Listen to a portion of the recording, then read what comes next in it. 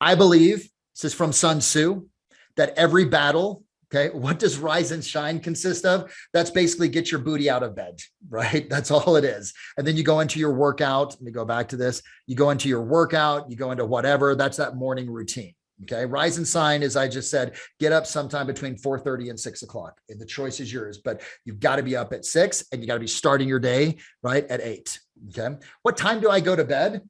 Last night, I was asleep at 12:30 a.m. That's right. I fell asleep at 12:30 a.m. because I was excited about this. I was doing some last minute work, etc. Right. So here's what I found.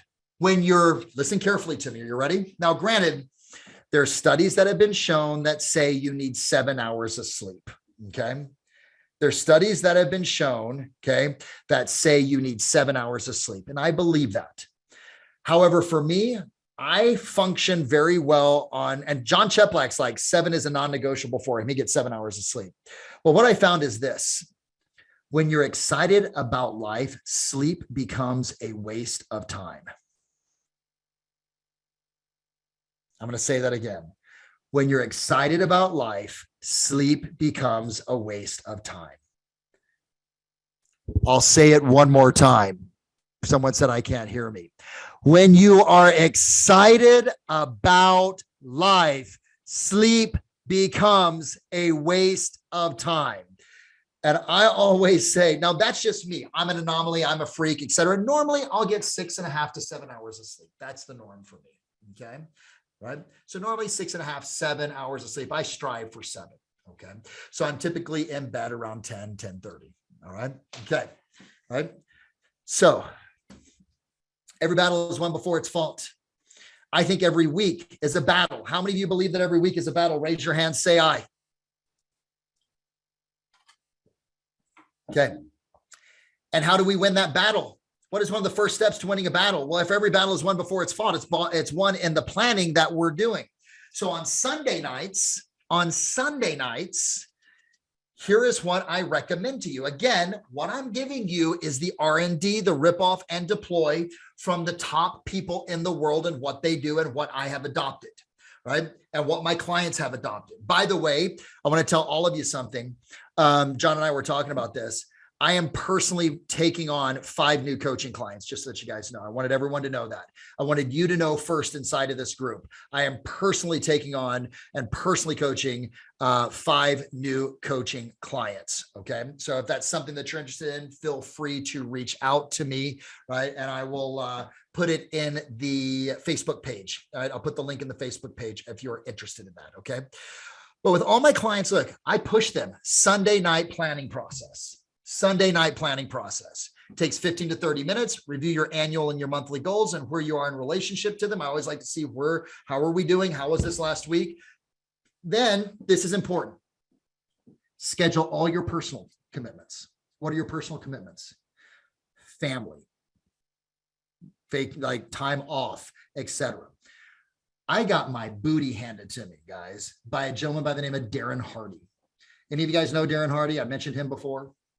Sitting having dinner with Darren, different dinner than what I told you guys about last time. And I'm having dinner with him, as you know, he was a mentor for me. And Darren said to me, he goes, Bill, what's the most important thing in your life? And I said, well, my kids and my family. And, at that time I was married and my wife. And he said, awesome. Can you show me your phone? I said, sure, Darren, here's my phone. I handed him my phone. He goes, can you open it up for me? Because I can't, it's locked. And I opened it up. We were sitting at Palm Desert. He had just spoken for us. And we're having that dinner, and he opened it up and he looked at it. He goes, hey, Bill, I really like you. You seem like a really nice guy. I think you're full of shit. I went, what? Excuse me? Have you ever had someone do that to you? Call you on your BS? And I said, well, what do you mean I'm full of shit? And he said, well, you say your family's important to you. I don't see them anywhere in your schedule. That was a big aha for me. Okay. That was just such an enormous aha for me. Okay. And it was at that time I recognized if I don't put my family in my schedule, I'm building a business. I'm not designing a life. Right. And so that's why On Sundays, you start with your family. Otherwise, you'll be Jeff Bezos working for 50%, right? And instead of your $500,000 goal, it'll be $250,000 as you give it to your spouse or significant other at that point, right? So, right, take it from me, right? Once you schedule your personal commitments, then you schedule your events that you cannot move, okay? Right.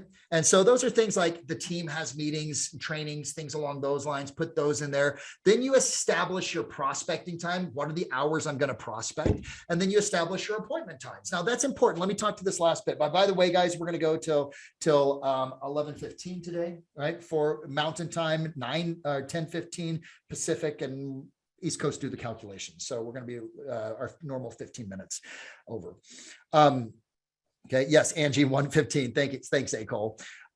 So why do I want you to establish your appointment times? I want you to establish your appointment times because when you're prospecting, I want you to be able to say, and you'll see in the script, to look at the script, set the appointment, go, I'm looking at my calendar. I've got time here on Thursday at 4:00, or I've got Friday at 2. If you've got your appointments already laid out like a doctor, it makes it easy for you to say, let's fill this in. That way you're controlling the time, you're controlling your schedule versus saying, when would you like to get together? And then they say 8:00 at night. And many of us would say, okay, great, let's go ahead and meet at that time. And you just infringed upon your family time, your date night, your time with your kids, etc. Okay. All right. Make sense, guys?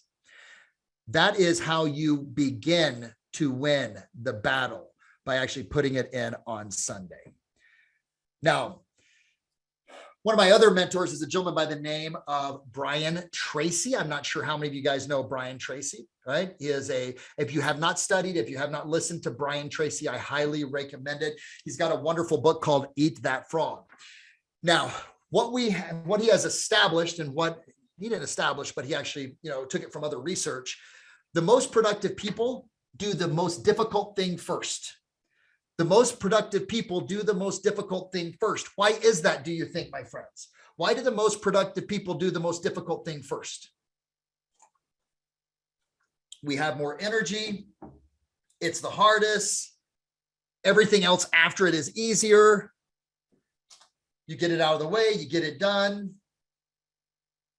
Yeah, if you put it off, there's a chance you won't do it at all. How many of you guys have ever done that with your workouts? Where you go, oh, I'm just going to, I'm going to do it this afternoon. And then you put it on to the afternoon. And then all of a sudden the afternoon, you're like, oh man, but I got these other things and these other commitments, right? And then all of a sudden you look at it, and then the next morning you're like, shit, I've got 2 frogs to eat now. I've got 2 workouts, all right? Okay. Or I've got 2 hours of prospecting, and because I missed my prospecting because I put it off. What is our big, ugly, hairy, gross, slimy, audacious frog that we as real estate agents and salespeople have to eat every single day? What do you think it is, guys? It's prospecting. And why do we want to get it done? Because you feel better. Listen to me very carefully on what I'm about to say to you guys, okay? MIT said the best time to actually do prospecting as a salesperson is from 8:45 until 10:15 in the morning. 8:45 until 10:15. They said that people are more receptive. They answer the phone. And also the salesperson is fresher, right? People have not been beaten up by the day. Sure. Could you call them at 6 to 7 o'clock at night? Of course you can. But if you call my house at 6 to 7 o'clock at night, or I call your house at 6 to 7 o'clock at night, right? You may answer the phone, but there's a whole bunch of a shit burrito that's going on at that time. How many of you guys would agree with me on that? That yes, they may answer the phone, but they're not going to be as receptive. Okay. 100%.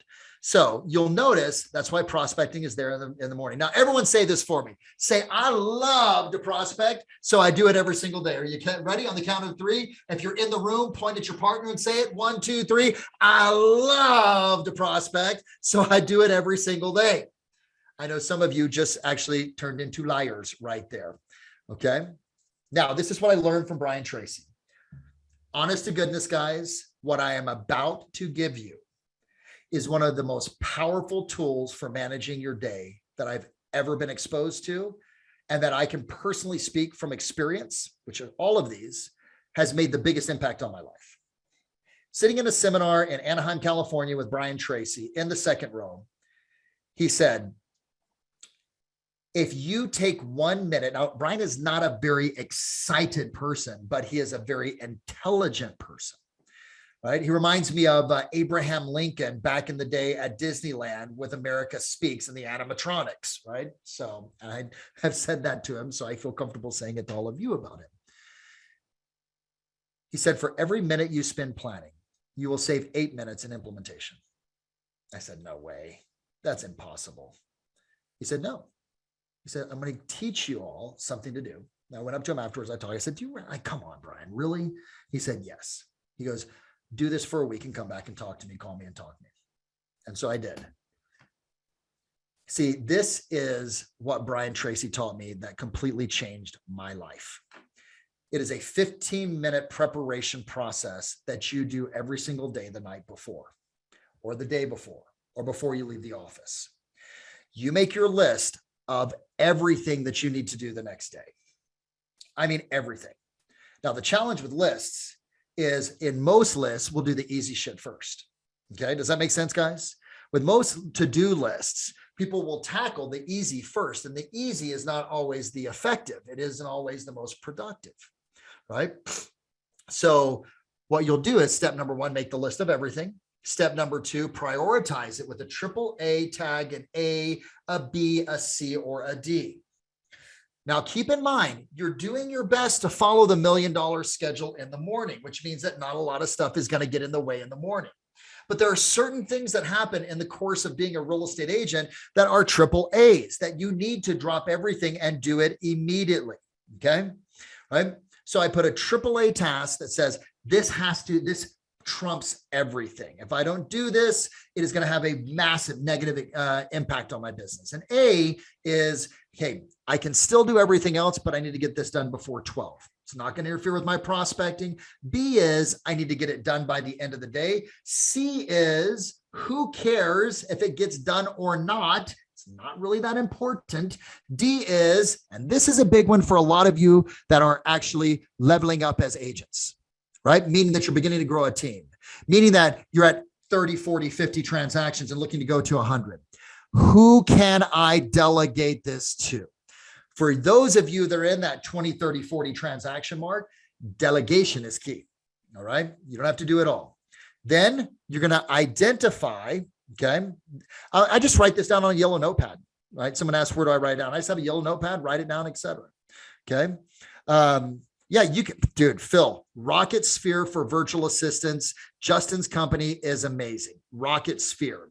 If you're looking for a company that gives you the ability to be able to actually support you, Rocket Sphere is amazing. I identify the amount of time to complete, and guys and gals, I'm going to overestimate the amount of time. Why do I want to overestimate? Because I'm playing a game with my mind.